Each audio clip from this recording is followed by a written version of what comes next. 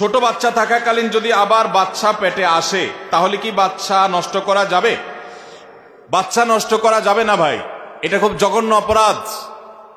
গর্ভস্থ সন্তান নষ্ট করা জাহিলি যুগের মানুষের দুঃস্বভাব, এটা যাবে না, এটা খুব হারাম, বড় ধরনের কবিরা গুনাহ।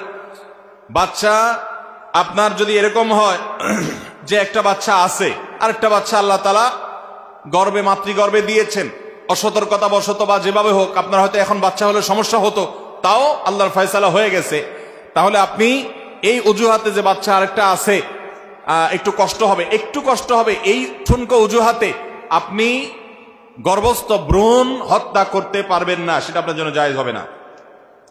যদি এমন হয় যে এই গর্ভস্থ ভ্রূণ নষ্ট না করা হলে মায়ের জীবন রিস্কের মধ্যে পড়তে পারে, এবং সে রিস্কটা ঠুনকো না, বরং বিশেষজ্ঞ ডাক্তারদের প্রায় সবাই একমত যেটা বড় ধরনের রিস্ক আছে মায়ের জীবনে, এরকম যদি হয় তাহলে সেক্ষেত্রে সেটা নষ্ট করতে পারবেন, তাও হার্টবিট আসার আগে আপনার মায়ের জীবন রক্ষার প্রয়োজনে সেটা করা যেতে পারে।